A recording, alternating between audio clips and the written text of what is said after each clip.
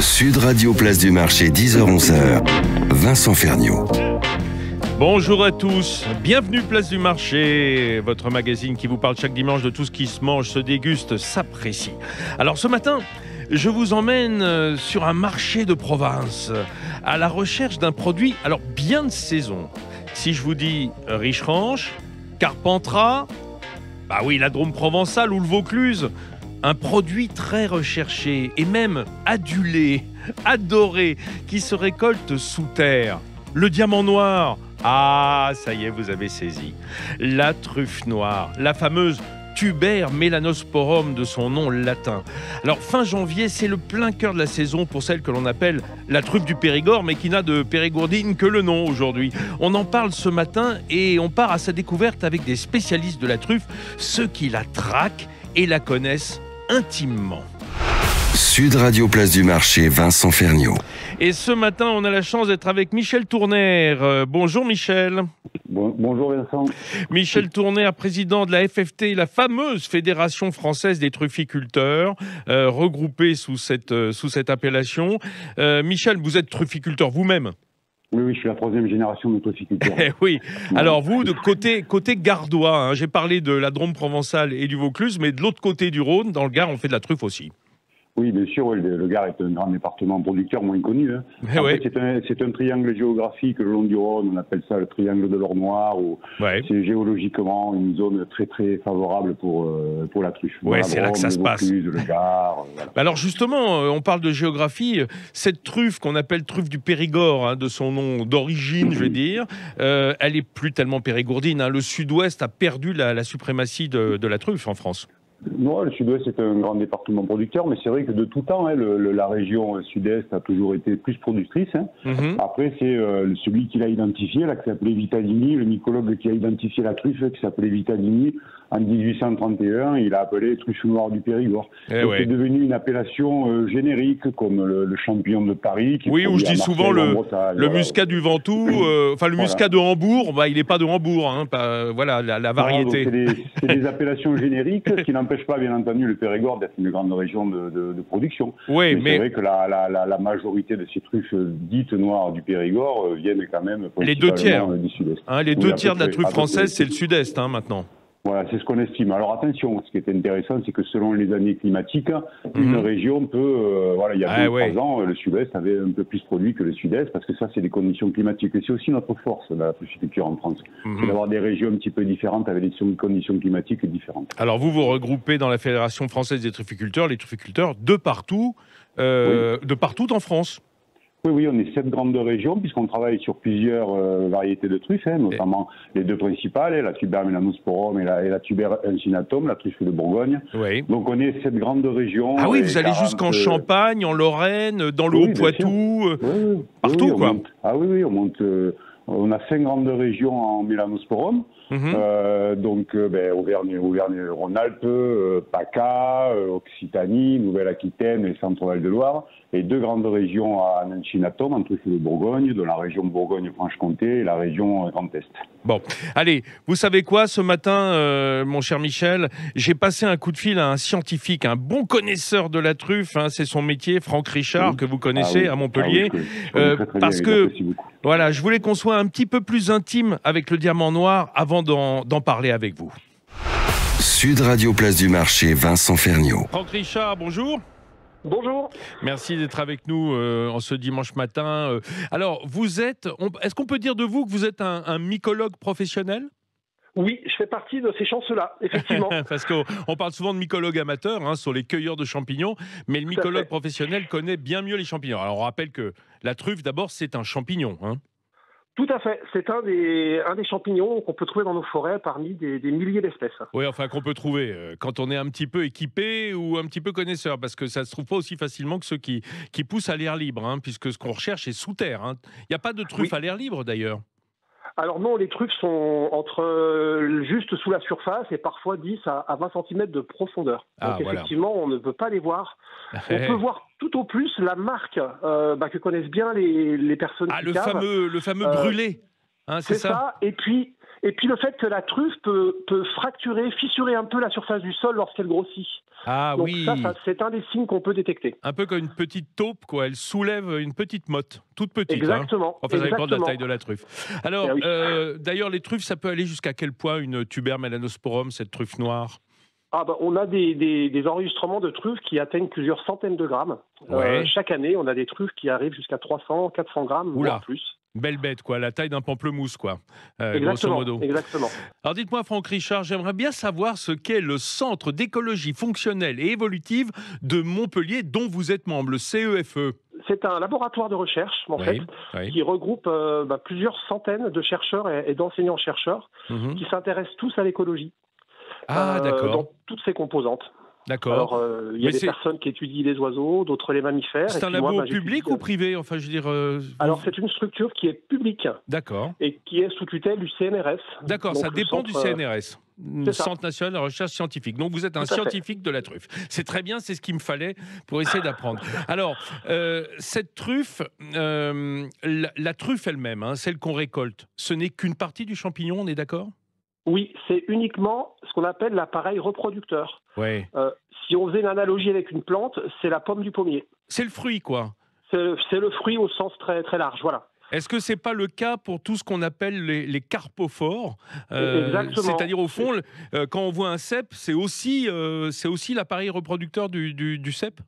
Complètement. Le carpophore, c'est le nom savant pour désigner le fruit du champignon. D'accord, le fruit du champignon. Et c'est ce qu'on consomme, nous. Mais la plus grande partie du champignon, elle est invisible, alors?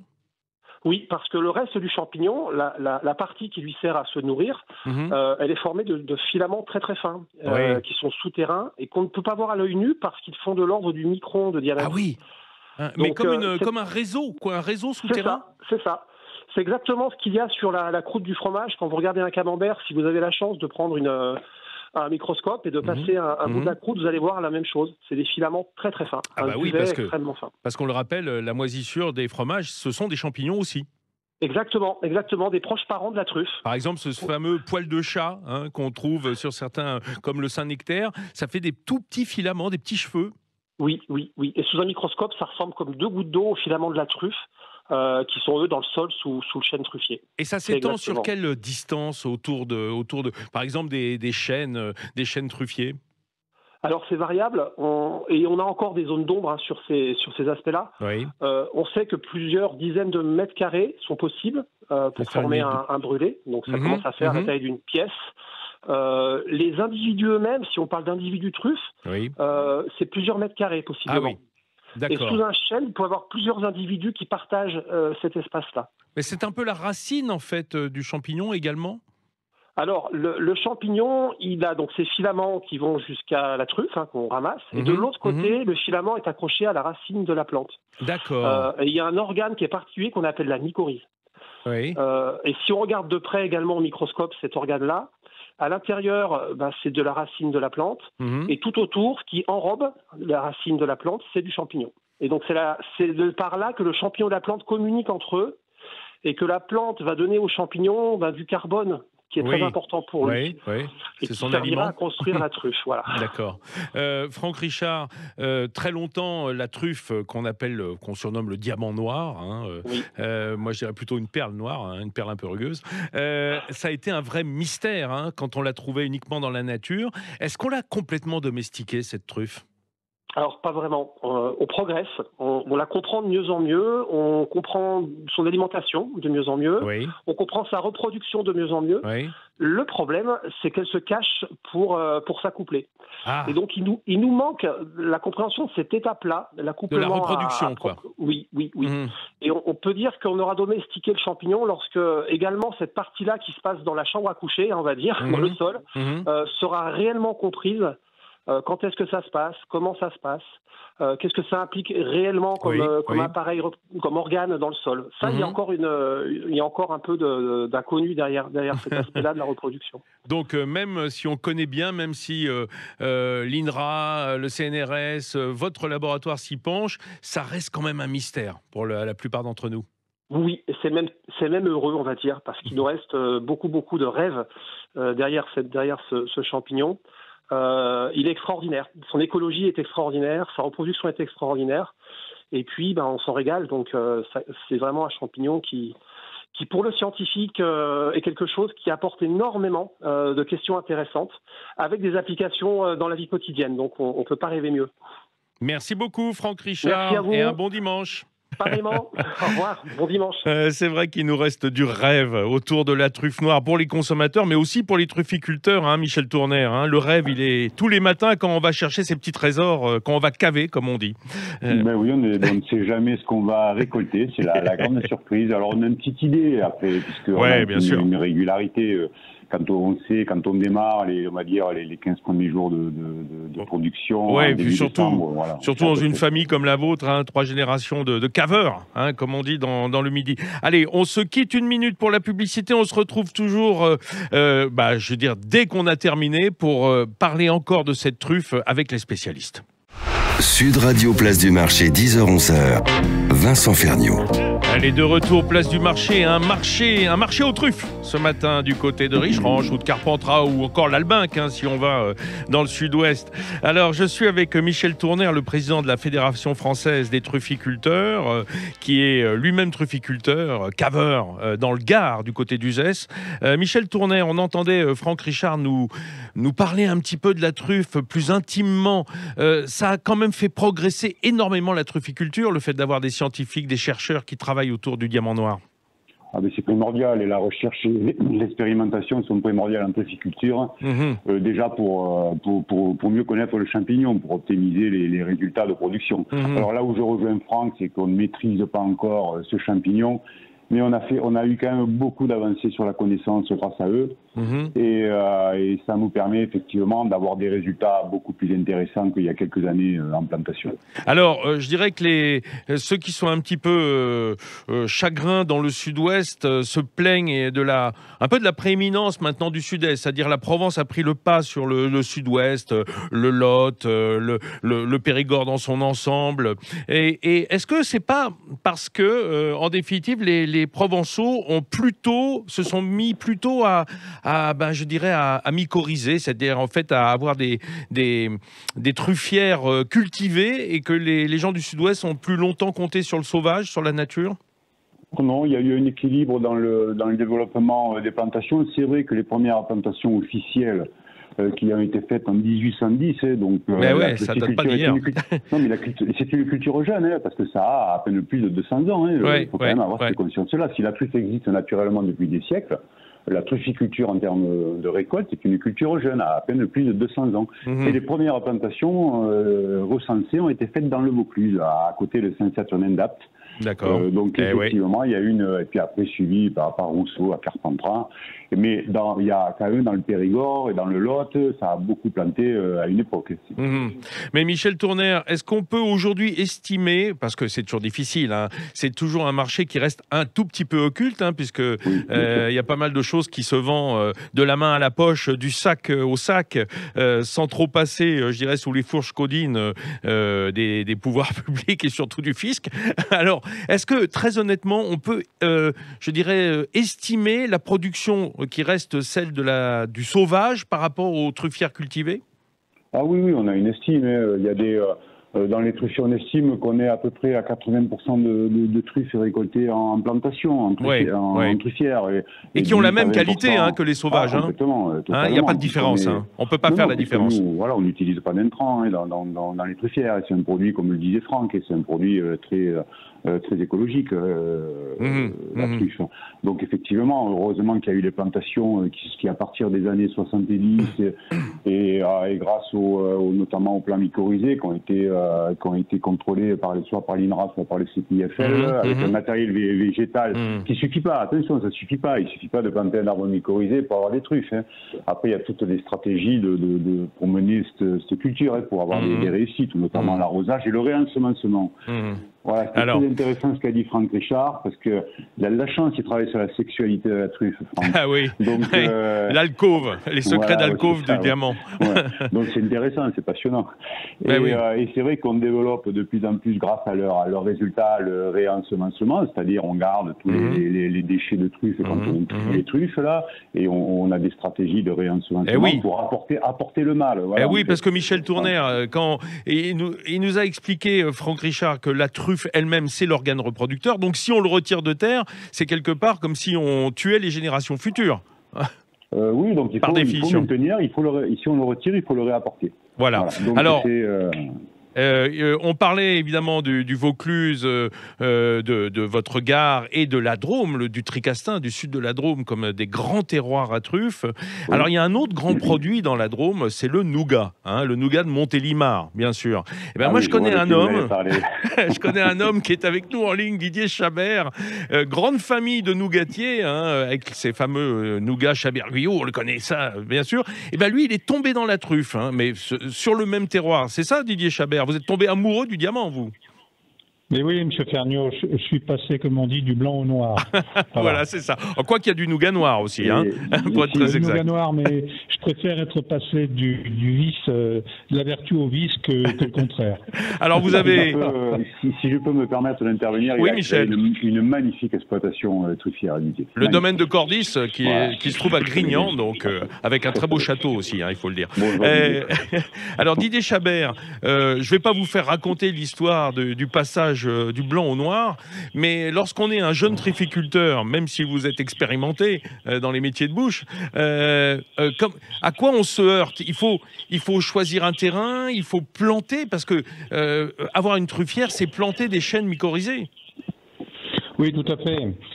Il est sûr que plus on plantera, plus on aura des chances d'avoir des truffes. Mais disait Michel Tourner tout à l'heure, c'est important d'avoir un travail et surtout une méthode. C'est-à-dire il faut être certain que les arbres soient d'abord bien mycorhizés d'une part. Oui. Mycorhizés, ça veut dire qu'on les a ensemencés en fait avec cette mycorhize qui est la base du champignon, de la truffe. C'est ça? Avec la truffe, oui, tout à fait. Tout à fait. Après, le but de l'arbre chêne truffier, c'est de produire des sucres. Ouais. Donc, il produit glucose, saccharose, fructose, etc., qui redescendent dans les racines et qui vont nourrir les mycorhizes. Alors, l'arbre truffier est la mère porteuse de la truffe.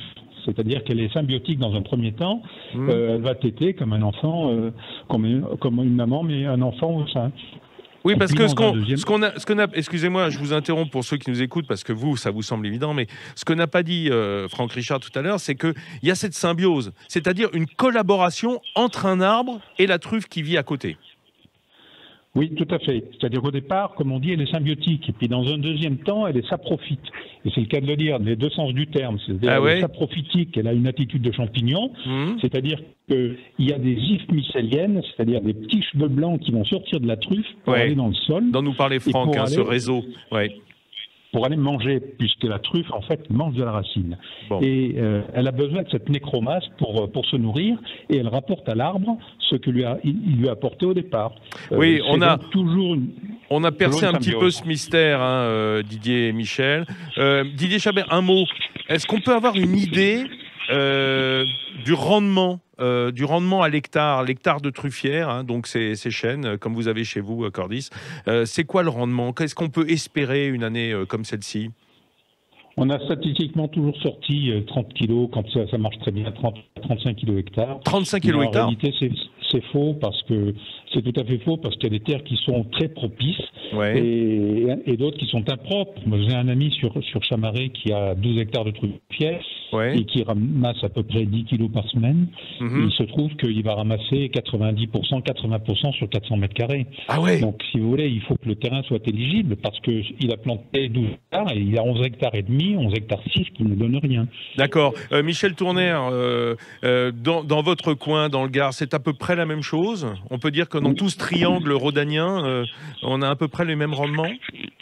Oui, on a des échecs et des réussites. Ça fait partie du lot ça fait partie de la trufficulture. Après, oui, on arrive. Il y a des plantations à l'arrosage. Attention, des plantations qui produisent bien dans des terrains favorables. Parce que contrairement à la vigne, on a le droit d'arroser les truffières. Oui, bien sûr. Parce que les vignes d'appellation d'origine, on n'a pas le droit, hein, mais la truffe, oui. La truffe est un champignon qui est composé d'eau, qui a besoin d'eau à des moments bien précis. On va dire on estime entre le 15 mai, période de naissance, et le 15 septembre, il faut au moins entre 20 et 30 mm toutes les 3 semaines pour avoir la garantie d'une récolte correcte.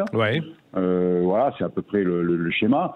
On travaille beaucoup sur l'arrosage. On a des sondes souterraines, sur la gestion de l'eau, là, parce qu'on a des sondes souterraines qui nous disent quand est-ce qu'il faut arroser. Voilà, on travaille beaucoup là-dessus. On avance beaucoup sur les techniques.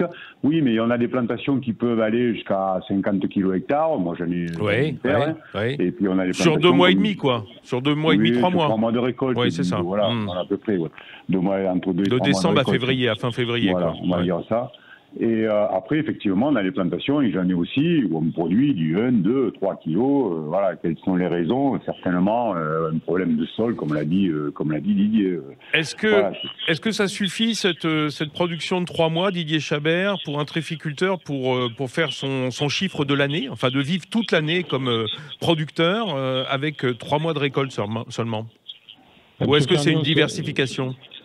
Non, c'est souvent une diversification, parce que c'est à peu près simple que pendant 30 ans, en faisant du nougat, j'ai appris à gérer les profits, et là, depuis 20 ans, j'apprends à gérer les pertes. C'est pas joyeux, des dons. Dans la vie, il faut tout savoir apprendre, mais en fait, ça doit contribuer 12 semaines de travail pour contribuer à nos charges, pour nous amener, c'est-à-dire nous payer nos charges. C'est surtout ça, parce que quand on a payé la MSA, quand on a payé les assurances, quand on a payé toutes les charges, les tracteurs, les fuels, etc. C'est ce qu'on appelle un revenu d'appoint, Michel Tourner. Hein. Souvent, enfin traditionnellement, c'était un revenu d'appoint pour des agriculteurs, pour des producteurs. Aujourd'hui, il y en a qui en vivent pratiquement, uniquement que de ça. Alors, que de la récolte, j'en connais 2 ou 3, mais il y en a très peu. C'est pas la majorité. Hein. Voilà, on va dire que ceux qui vivent de la truffe, moi personnellement j'en vis, mais on a tous greffé, on travaille tous en amont ou en aval de la filière. D'accord. Et on travaille sur ce qu'on appelle le tourisme truffier, où on accueille beaucoup de gens pour expliquer notre métier. Voilà, on travaille sur la gastronomie aussi. Certains font pendant une paire de mois. Vous voulez dire transforme les produits, quoi, pour avoir une gamme de produits. Comme le fait d'ailleurs Didier Chabert. Attention, quand je parle de produits, nous on est contre l'utilisation des produits dérivés de la truffe. D'accord, bien sûr. On fait avec un arôme chimique. Non, pas de synthétique, pas de chimique. Hein. On passe matin en tout cas. Naturel, naturel. Avant de vous laisser y aller, Didier Chabert, restez avec moi. J'ai encore des questions à vous poser. Je vais libérer Michel Tourner. Michel, juste une question. On peut estimer la production sur une année comme celle-là, la production française, c'est combien pour se rendre compte? Oui, alors l'année dernière, on était à une production autour de 30 tonnes. Cette année, on est meilleur. Voilà, après, ça dépend des régions et des conditions climatiques. Bien sûr. Je pense on fera le bilan, on a encore un bon mois de récolte, on fera le bilan après avec les régions, mais je pense qu'on sera entre 30 et 40 tonnes de tubères de sport de production. Et tout se vend, hein, rien ne se gâche, j'imagine. Oui, après cette année, c'est un peu plus compliqué. Ah oui, sans restaurant, c'est sûr. Oui, bien sûr. Mais par contre, on va en parler. Il y a un engouement du particulier absolument incroyable. Eh ben, génial. Qui a permis, je pense, de sauver déjà le mois de décembre. Après, en janvier, c'est un peu plus compliqué, mais voilà, il y a quand même des particuliers qui continuent à avoir envie de on le souhaite, avec la truffe. On le souhaite pour les trufficulteurs, effectivement. Ce qu'ils n'ont pas dépensé au restaurant, ils peuvent le mettre un petit peu dans les truffes, qui n'est pas si cher. On va en parler avec Didier Chabert. Merci Michel Tourner, président de la Fédération française de la trufficulture. On se retrouve dans une minute. Ça embaume ici en studio. Sud Radio, place du marché, 10h-11h. Vincent Ferniaud. Une place du marché de Provence, une place de marché aux truffes ce matin, en plein cœur de la saison de la truffe noire. Qu'est-ce qu'on aime ça, la truffe noire. Ceux qui n'ont jamais goûté, je vous invite à écouter encore cette émission pour en savoir un petit peu plus et surtout vous rendre compte qu'on peut goûter sans se ruiner absolument. Je suis avec Didier Chabert du domaine de Cordis à Grignan, dans la Drôme provençale. Didier Chabert, si on réfléchit en termes d'arôme, le safran aussi, c'est hors de prix, beaucoup plus cher que la truffe au kilo. Et pourtant, on n'en met pas beaucoup. La truffe, c'est un peu la même chose, non ? Tout à fait. La truffe, c'est 10 grammes. D'ailleurs, c'est une 10 grammes par personne, c'est ce qu'on peut compter à peu près ? Oui, entre 10 et 12 grammes. D'accord. Si on est addict, on peut aller jusqu'à 15 grammes, quoi. Ah ouais, mais, oui, ça, je suis bien d'accord. C'est comme la vanille, M. Ferniaud. La vanille, il arrive à un stade où plus on en met, ça ne sert à rien. C'est ça.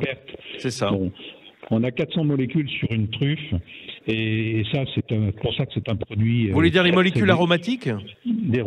C'est ça, tout à fait. Et c'est ce qui fait de ce champignon un champignon absolument géant, extraordinaire, magnifique. Et c'est ce qui peut nous amener au rêve, mais c'est 10% des arômes volatiles qui partent tous les jours au frigo. Donc il faut se garder surtout de ne pas mettre la truffe au frigo, tout au moins le moins possible. Ah oui, alors vous, évidemment, vous cavez tous les jours en saison, j'imagine? Oui, on y va. Caver, ça veut dire qu'on va chercher la truffe, on va chercher gratter la terre. Vous travaillez avec des chiens? On travaille avec des chiens, oui. On a 5 chiens qui sont des Springer Spaniels. D'accord. Et qui sont des bombes à truffes, quoi. C'est-à-dire que, contrairement au chien chasseur qui a toujours le nez en l'air, le chien truffier a toujours le nez par terre. Voilà. Alors, il y a des races spéciales, en Italie notamment, le fameux Lagotto. Mais en fait, tous les chiens, si on les dresse bien, sont aptes à trouver des truffes? Oui, tout à fait. Il faut leur donner l'habitude, il faut leur donner le goût, il faut leur donner à manger de la truffe. Il faut qu'ils puissent la sentir. Donc tout s'y prête. Quand un chiot naît, au départ, on fait une purée de truffe. Oh là là, j'aimerais bien être un chiot, quoi. Il est nourri à la truffe dès le début. Oui, et puis on met ça sur les tétines de la maman. Ah ouais, et puis, carrément. Oui, quand le chien se met à goûter ça, tout de suite. Comme ça, il est addict. Voilà, accro aux truffes dès la naissance. Didier Chabert, la truffe, bon, évidemment, on la triture pas. On le disait avec Michel Tournaire, le président de la Fédération française de trufficulture. Ces chiens-là qui vont chercher les truffes, le reste de l'année, ils gardent quand même le goût de ça. C'est un peu comme une réminiscence de leur enfance, quoi, en fait. Monsieur Ferniaud, c'est comme quand vous apprenez à faire du vélo. Vous savez faire du vélo toute votre vie. Un chien qui commence à être addict à la truffe, il sait l'être jusqu'à 12-13 ans. Ce sont des chiens qu'on sort toute l'année, puisqu'on ne se limite pas à 12 semaines. On les j'imagine. Pour maintenir les muscles et puis pour leur donner le sentiment. Vous voulez dire qu'ils continuent à chercher les truffes même en été, les pauvres? Un petit peu frustrés. Non, mais la truffe d'été. Ah bah voilà, la tuber estivum. Ils sentent la truffe d'été, mais surtout, il faut toujours les entretenir. Ces chiens, si vous voulez, ce qui est magnifique dans ce métier, ce qui est exceptionnel dans ce métier, c'est que c'est l'alliance de l'humain, de l'animal et du végétal. C'est vrai, il y a une symbiose là. L'humain doit se mettre au même niveau que l'animal et le végétal. Et ces chiens sont pour nous comme nos enfants. On les adore, on les adule, on les soigne comme c'est pas possible. Et il faut les entretenir, il faut pas qu'ils aient le sentiment d'être en prison, dans les chenilles. Donc on est avec eux sans arrêt, ils demandent des caresses. Enfin, c'est vraiment ce qui fait de ce métier qu'il est extraordinaire. Mais quand ils trouvent la truffe, ils la mangent pas, votre chien? Alors certains sont tentés de la manger, mais quand on cave et quand on met le genou à terre, qui est d'abord un geste d'humilité, on commence à sentir la terre pour voir si le chien s'est trompé ou s'est pas trompé. Parce qu'il arrive qu'il marque à faux pour essayer d'avoir un bout de fromage. Vous voulez qu'il y ait la récompense. Donc on sent la terre. Qu'est-ce que vous lui donnez comme fromage? Excusez-moi de vous poser la question. C'est un petit détail technique, un petit secret de fabrication, non? on lui donne de l'emmental. On lui donne quand même un fromage, une pâte cuite qui est bonne. C'est toujours mieux que de la charcuterie. Mais surtout, il faut toujours que ce soit la récompense. C'est-à-dire qu'on ne va pas lui donner des croquettes. On ne lui donne jamais pour le récompenser ce qu'il a comme nourriture habituellement. Il faut toujours lui donner un petit morceau de pâté de foie ou alors un petit truc excitant, quoi, qui change un peu de qualité. Alors, tout travail à l'air, M. Ferniaud, donc c'est normal de salarier le chien. Surtout qu'il n'y a pas de charge sur les chiens. Oui, autant avoir beaucoup de chiens et pas trop d'employés, c'est ça que vous dites. J'ai compris, Didier Chabert, vous êtes un bon gestionnaire. J'ai avec nous en ligne un chef qui est, je dirais, qui est tombé dans la truffe depuis toujours. Il est connu dans la région pour être un cuisinier de la truffe. C'est Guy Julien qui est avec nous. Bonjour Guy Julien. Oui, bonjour à tous, tout va bien? Ah bah écoutez, ça va très bien parce qu'on parle de notre chouchou, cette truffe noire, produit de saison s'il en est. Alors Guy Julien, vous êtes restaurateur à la Beaugravière. La Beaugravière, ça veut dire que, alors étymologiquement, ça doit faire référence au bord du Rhône où on trouvait des beaux graviers, quoi, des belles graves. Hein? Non, pas tout à fait. C'est un restaurant où j'ai travaillé quand j'étais stagiaire il y a longtemps, il y a 55 ans, et ça m'avait bien plu ce nom, que ce restaurant avait disparu, je l'ai repris. Voilà. Alors cette Beaugravière, elle est à Mondragon, hein, en bordure du Rhône, pas loin de Bolène. Pas loin de Bolène, hein, voilà, pour ceux qui veulent la sortie d'autoroute. Et alors moi, à l'époque où mon père avait une maison en Vaucluse, dans le comtat venessin, on passait toujours faire un petit tour par la Beaugravière. Vous étiez déjà, il y a 25-30 ans, le spécialiste de la truffe, et ça n'a pas changé. Vous avez creusé le même sillon. Ben oui, c'est un produit régional, la truffe. Hein. Ici, il y a du vin, il y a de la truffe, il y a de la lavande, etc. Et c'est vraiment un super produit. Donc, ça a été facile pour moi de Et vous êtes originaire de là, vous ? Ah oui, je suis né à quelques kilomètres du restaurant. Oui. Donc c'est votre produit de terroir, quoi. Voilà, je suis dans mes baskets là. comme le chien qui a été élevé à la truffe dès sa naissance, vous aussi vous êtes un peu tombé dedans tout petit, quoi. Voilà, c'est ça. Alors Didier Chabert, on va parler cuisine avec vous, Guy, dans un instant. Didier Chabert, une question se pose parce que là on parle de produits de saison. Évidemment, tout le monde essaye de consommer de la truffe en dehors de la saison, d'en garder pour l'année, parce que quand on a goûté comme les chiens, on ne peut pas s'en passer. Comment est-ce qu'on peut faire pour garder les truffes, pour les conserver la conserve, c'est pas génial. Qu'est-ce que vous apportez comme solution, vous, le reste de l'année ?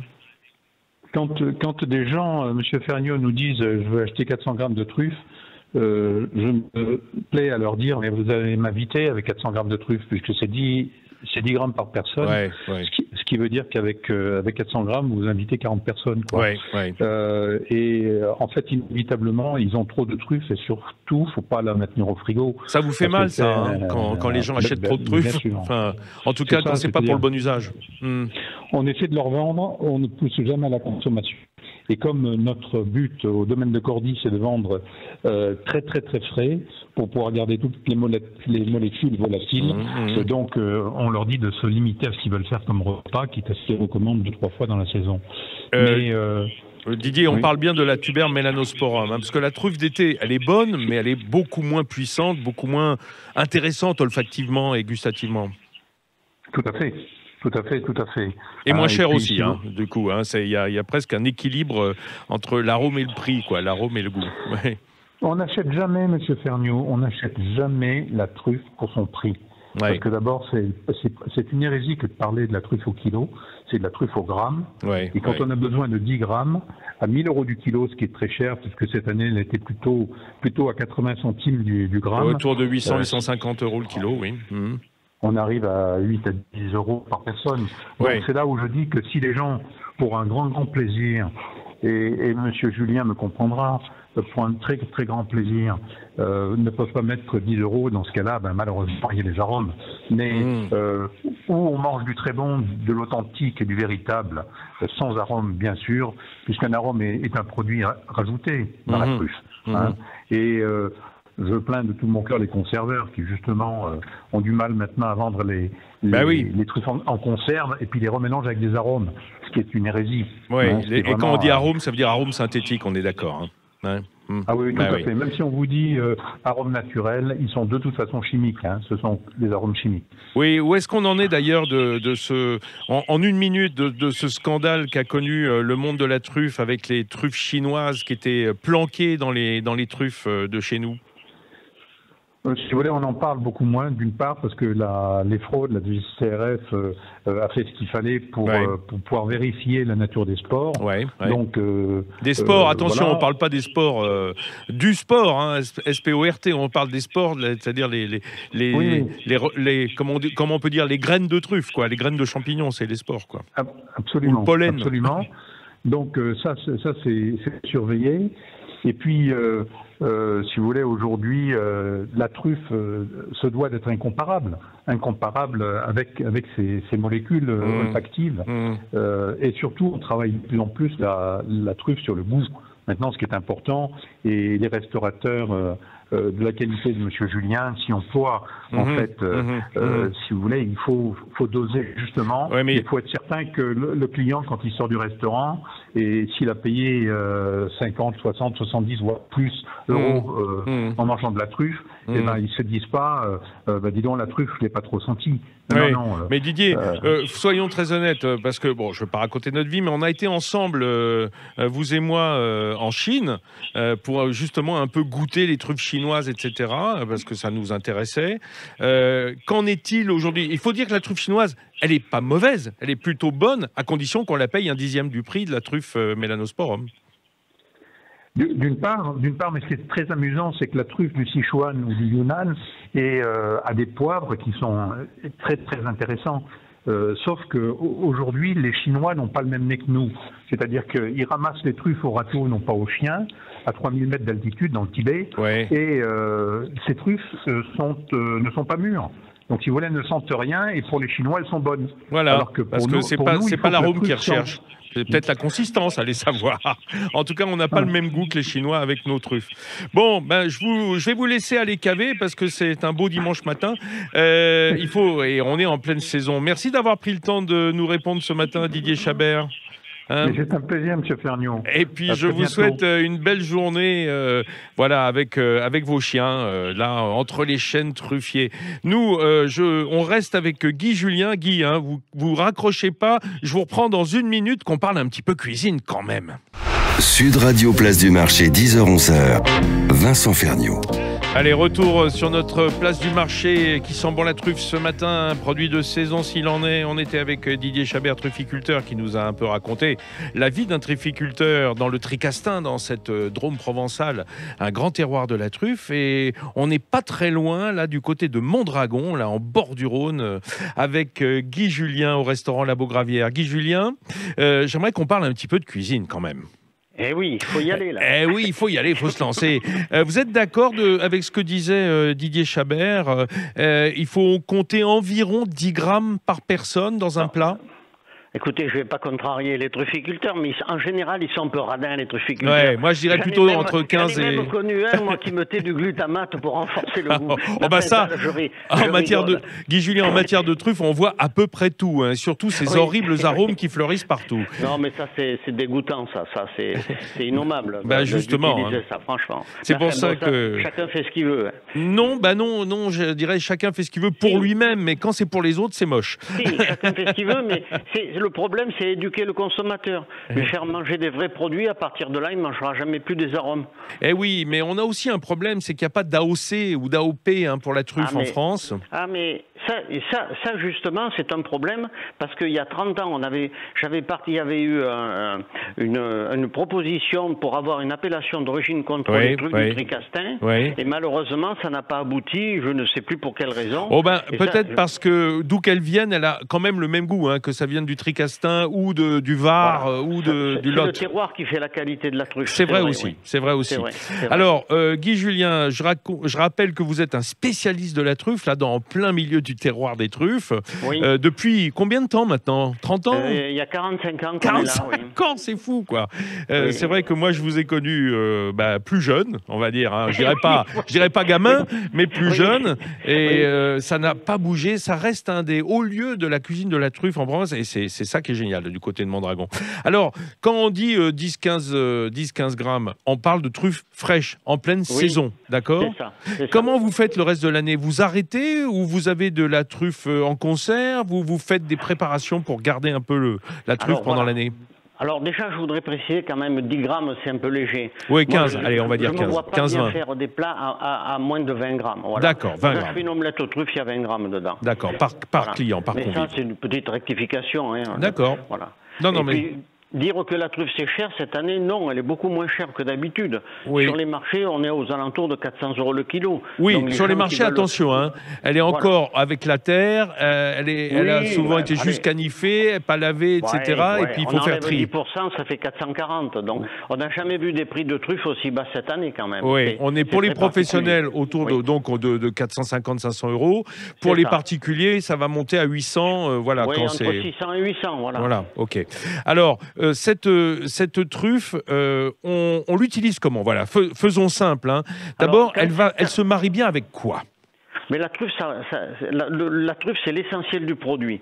Oui. Ça veut dire que on peut mettre de la truffe à peu près partout, mais dans des choses simples. Oui. La truffe, ça va avec des choses qui sont plutôt neutres. Ça va par exemple avec des pommes de terre, avec du riz, les avec féculents, de la salade. Quoi, on va dire, hein, d'une façon générale. Oui, avec des coquilles Saint-Jacques qui sont pas forcément. La texture de la Saint-Jacques est plutôt moelleuse, et la truffe, quand elle est fraîche, on a du croquant. Donc on a un contraste intéressant. Mais alors justement, Guy Julien, excusez-moi, mais pour être clair, est-ce que ça veut dire que les truffes fraîches, on les cuisine, c'est-à-dire qu'on les chauffe dans une sauce ou dans une préparation ou dans une cuisson, ou est-ce qu'on les râpe fraîches sur un produit? On peut faire les deux. Oui. Le problème, par exemple, la truffe d'Alba, la Magnatum Pico... oulala, attention, on n'en a pas parlé là. On parle de la truffe blanche. On ne peut que l'émincer, c'est un condiment pour moi. Tandis que la noire, on peut la travailler, on peut la servir crue, étuvée, dans des sauces, la cuire entière en papillote ou dans un chausson, etc. Oh là là, mais là c'est même le dessert avec de la glace à la truffe, oui. Ah oui, ça c'est assez chouette quand on a fait tout son repas truffe, c'est terminé sur la truffe aussi en sucré. Oui, c'est bien, et c'est vrai qu'il y a de plus en plus de pâtissiers qui s'y intéressent. Mais revenons aux bases. Moi j'ai pris l'habitude, et vous allez me dire si c'est bien ou pas, dès que je reçois des truffes, j'en commande. Alors par exemple, ça voyage très bien par Chronopost aujourd'hui. Oui. On peut donc être particulier sans aller sur le terroir au marché de Richerange ou de Carpentras, qui sont les deux gros marchés du coin. Et cette truffe, je la mets tout de suite avec des œufs frais dans une boîte hermétique pendant 48 heures parce qu'elle communique son arôme aux œufs. C'est vrai. Bien sûr, l'œuf, c'est poreux, ça prend le goût des choses avec lesquelles il est marié, c'est vrai. Ah, bah voilà. Donc, c'est une bonne chose parce que ça permet de se faire, par exemple, des œufs coques ou des œufs brouillés qui ont déjà le goût de truffe sans en rajouter, quoi. Oui, mais c'est pas un arôme tellement fixe. C'est assez volatile quand même, si on remarque. Ce qui est important, c'est la qualité, la quantité des truffes qu'on met, par exemple, dans une omelette ou des œufs brouillés aux truffes. C'est ce qui va déterminer le goût. Les arômes des œufs, finalement, ça va pas compter beaucoup là-dedans, c'est mon avis là-dessus. Ah oui, mais avec les œufs, ça marche très bien quand même. Oui, c'est vrai. Mais l'œuf, ça a la propriété d'absorber le goût des choses. C'est pour ça que dans un frigo, il ne faut pas mettre les œufs à côté du poisson ou de choses comme ça, c'est vrai. Ah oui, ça communique, c'est sûr. Bon, ensuite, on parlait des féculents. Alors, la pomme de terre, c'est évidemment... la base, je dirais, que ce soit en salade ou chaude ou dans une purée truffée, par exemple. Ah, la purée de pommes de terre, c'est délicieux, ça, oui. Mais il faut toujours les mettre au dernier moment, pas les laisser 1 heure ou 2 heures. Moi, je j'aime pas bien ça. Je trouve que le goût de la truffe se dénature. Vous voulez dire que ça, il évolue dans un plat? Voilà. Et surtout, quand on fait une purée truffée, il faut écraser les truffes à la fourchette, pas la couper à la mandoline en lamelles. Parce qu'en les écrasant à la fourchette, on dégage les arômes de la truffe. Et on les met directement dans la purée chaude. Et là, on a vraiment un goût. En plus, ça fait des petits morceaux croquants. Ah, mais attendez, c'est ferme une truffe pour l'écraser à la fourchette, faut y aller. On la coupe en 4 ou en 8 suivant la grosseur. Non, oui, c'est vrai que c'est ferme à l'extérieur, mais alors ça c'est le péridium de la truffe, mais la chair, elle est moelleuse. Elle est croquante, mais en même temps on peut l'écraser, il n'y a pas de problème. Ah bon, moi, génial. Je fais souvent ça, oui. Ah oui, alors donc on peut déjà en couper des tranches larges, mais on ne peut pas attaquer à la fourchette la truffe entière. On part de grosses lamelles et on les écrase. Voilà, il faut la couper en morceaux, en 4 ou en 8. D'accord. Vous les écrasez à la fourchette dans une assiette. Ça, je ne savais pas. Là, vous me l'apprenez.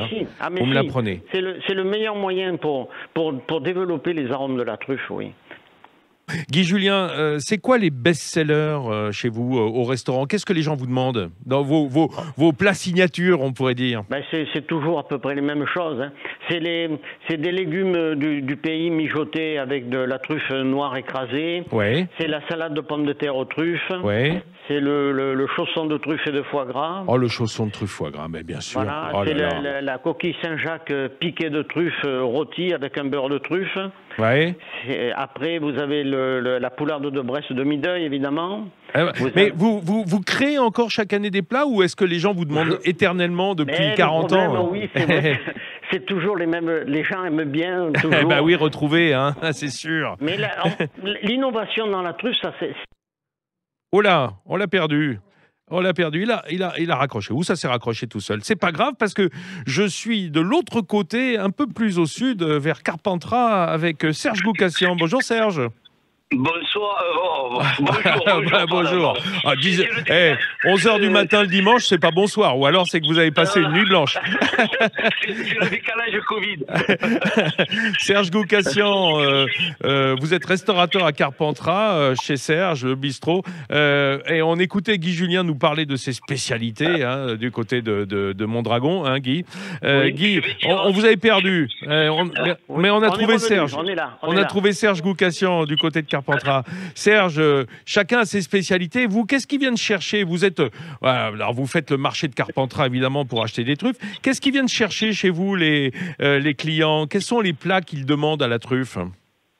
Alors évidemment, on achète tout au marché de Carpentras. Ouais. Et les plats qui viennent chercher, alors évidemment quand nous sommes ouverts un peu plus sophistiqués, mais actuellement à emporter, on a une focaccia façon croque-monsieur à la truffe. Oh là là là, ah ouais, c'est-à-dire un croque mais dans de la focaccia au lieu d'être dans du pain, quoi. Voilà, et là c'est super fondant, et on vient finir par un trait d'huile, fleur de sel par-dessus et une petite truffe à la microplane pour que tout vienne bien. Microplane, c'est une petite râpe, hein, pour ceux qui connaissent pas. Voilà. Et qui fait des micro-morceaux.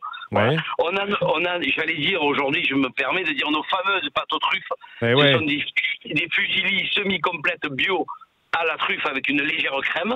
Ouais. Voilà. Petite crème truffée, quoi. Voilà. Et d'habitude, l'hiver, nous avons nos jeudis vin et truffes. Là, évidemment, nous les avons pas. Oui, donc bien sûr. On a fait le menu. On a fait un menu esprit truffe à emporter, plus simple, plus facile. En entrée, c'est un œuf mimosa à la truffe. Ouais. En plat, on a une ballotine ou de veau ou de volaille. Ouais.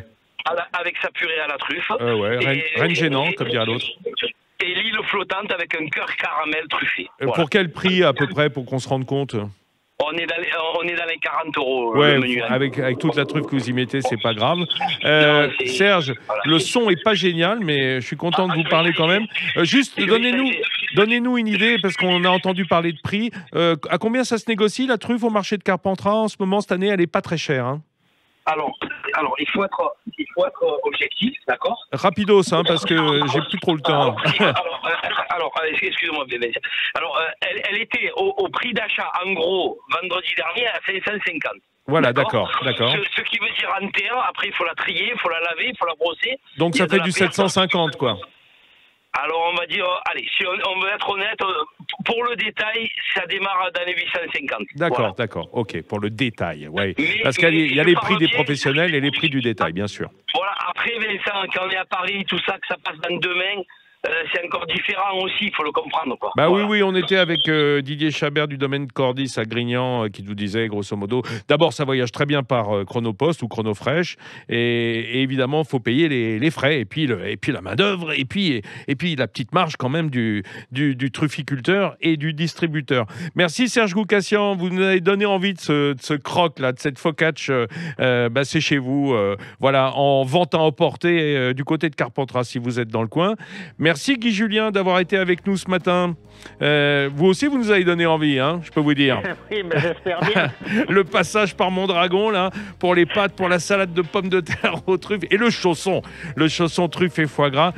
Vous changez pas et c'est très bien. C'est bien d'avoir des jalons comme ça dans notre imaginaire de la truffe. Merci d'être venu faire votre marché Place du Marché. On se retrouve dimanche prochain, hein, comme d'habitude à 10h, pour continuer d'explorer l'actualité du monde de l'alimentation et de la gastronomie, pour tout goûter et commenter. On est comme ça, nous. Allez, dans un instant, vous retrouvez Jacques Pessis dans Les Clés d'une vie qui reçoit Éric Nolot. Et puis Nathalie Schrein-Guirma, c'est ça la France, toujours avec ses artisans, l'excellence à la française. Bon dimanche à tous. Ne lâchez pas l'antenne, ce qui suit est top.